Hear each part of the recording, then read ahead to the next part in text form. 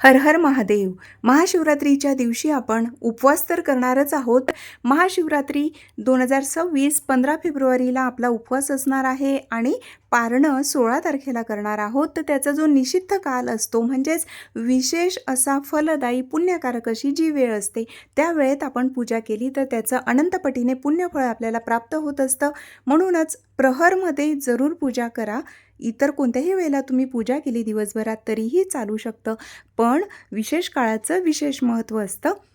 तर 15 फेब्रुवारी या दिवशी महाशिवरात्रीला निषिद्ध काळाचा जी वेळ आहे तर ती आहे 12:28 ते 1:18 जो काळ आहे, जी वेळ आहे, तर हा निषिद्ध काळ आहे. आणि ह्या वेळेत तुम्ही जी काही अनुष्ठान करतील किंवा जे काही नामजप करतील तर ते लवकर सिद्ध होण्यास मदत होत असते. त्यानंतर की उपवास आपण कोणत्या दिवशी करणार आहोत 15 तारखेला आणि त्याचं पारणं 16 फेब्रुवारीला. तर पारणाची जी वेळ आहे तर 16 फेब्रुवारीला सकाळी 7:06 ते 3:45 तुम्ही पारणं करू शकतात.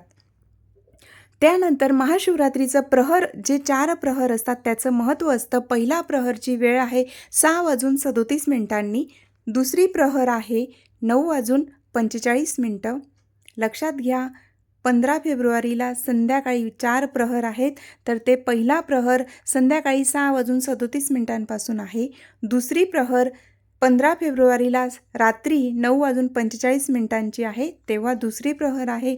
दुसऱ्या प्रहराची पूजा तुम्ही करू शकतात. तिसऱ्या प्रहराची पूजा तुम्ही 15 फेब्रुवारीला रात्री 12:53 तुम्ही पूजा करू शकतात.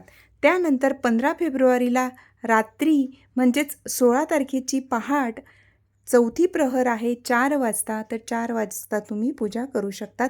4 प्रहराचं पूजेचं अनन्यसाधारण असं महत्त्व आहे, म्हणून ह्या वेळेत तुम्ही पूजा जरूर करा. महाशिवरात्री म्हणजे शिवरात्रीला रात्रीच्या वेळेला जागरण करणं, पूजा, जप, तप, स्तोत्रपठण करणं हे खूप महत्त्वाचं असतं. महाशिवरात्री निमित्ताने जर तुम्ही 7 दिवसाचं पारायण केलं असेल शिवलीलामृत ग्रंथाचं तर अतिउत्तम. नसेल केलं तर तुम्ही सुरुवातीला महाशिवरात्रीच्या अगोदर 3 दिवस आधी करू शकतात किंवा 1 दिवसाचं सुद्धा पारायण करू शकतात.